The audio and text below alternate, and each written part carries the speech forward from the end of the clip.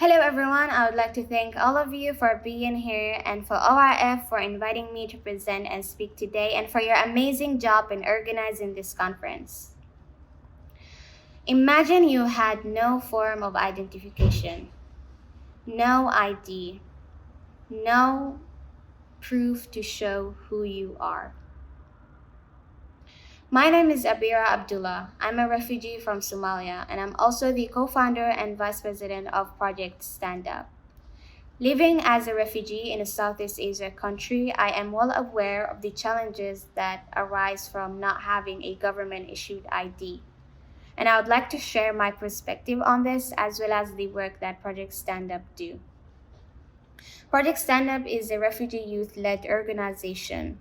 Our team works on the ground to support refugee communities in a country where refugees are not formally recognized.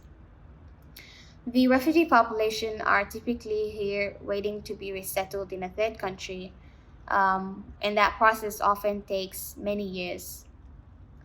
And Project Stand Up was founded in 2016 to address a number of issues that the Somali refugee community faced, as well as other refugee communities, including access to education, gender equality, and other basic access to other basic services.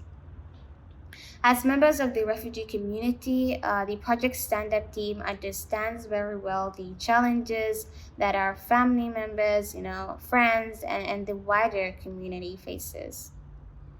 Since our founding, we have been able to adapt to unique challenges and design solutions that meets demand. There are two things that makes Project Stand Up great.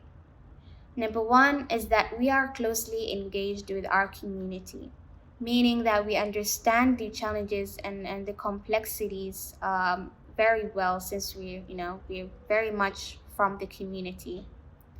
Number two is that we are able to design and implement solutions that solves these problems. People might think of refugees as a burden or as needy, but we're actively engaged and try to improve our lives and those of our community, and also try to tackle issues that sometimes feels impossible to do. I'm going to talk about a recent initiative that Project Stand Up have undertook in the face of COVID-19 and how that initiative has highlighted another main challenge in the community that needs a technological solution. First, on our recent initiative, we have, as vaccines started to become more available where we are early this year, we have noticed a striking level of hesitancy towards vaccines amongst our friends, family members, and the wider community. Even I myself was unsure about getting the vaccine. And so, to respond to this hesitancy, Project Stand Up have organized a virtual workshop on COVID-19 vaccines to answer the community questions and concerns. We have invited speakers from UNHCR, the UN Agency for Refugees, and also World Health Organization. One of the major concerns that arose from that workshop was the fear of needing to have a certain type of identification to be able to register and get the vaccine from the participant.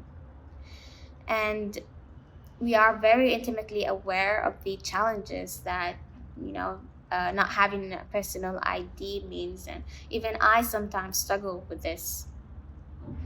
As a follow-up to the workshop, we have worked with Red Crescent Society team and the Somali Refugee Center last month in providing vaccines for refugees here. We have helped vaccinate about 950 people, 400 of whom were members from our community in 4 days. See, we aren't waiting for people to help us. We are creating solutions ourselves. One of the things that made this vaccination campaign so successful is the fact that we were able to vaccinate people who didn't even have any forms of, personal IDs. But this initiative have also highlighted how big of a problem it is, the lack of ID in the community. And just again imagine how difficult it is to do everyday things without having any form of identification with you. For many of us, the only form of ID that we have are papers provided from UNHCR to us. And the resettlement process can take many years. And if we lose our cards, replacing it can also take years. And because IDs from UNHCR are difficult to replace, we don't carry our cards with us usually, because if we lose our cards, it's gonna take quite a few years before we're gonna be able to take them with us. But not carrying our cards can also pose risk.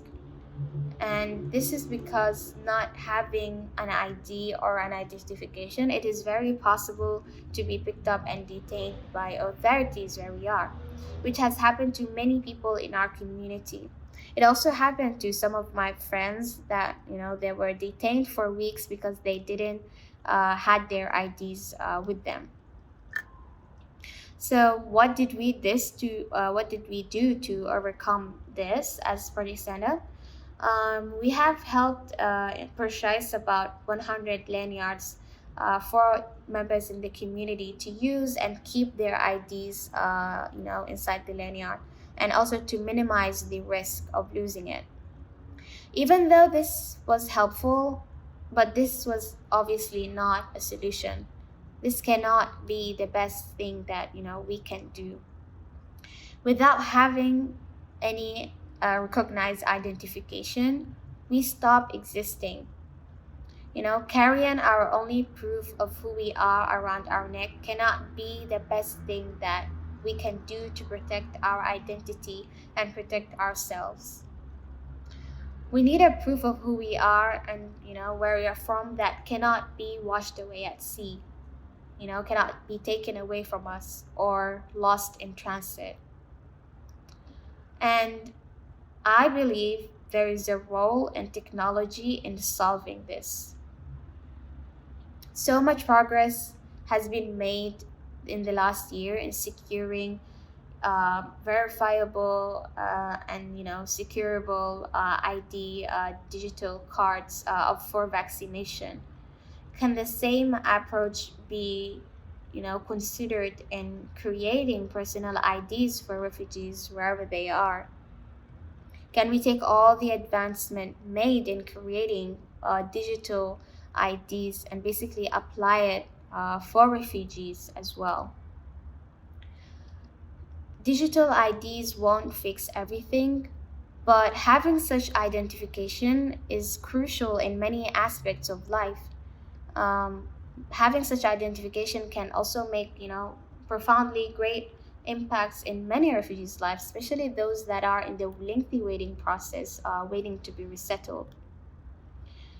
We know for sure that the number of refugees around the world is going to increase, and solutions to these problems are only going to become more important.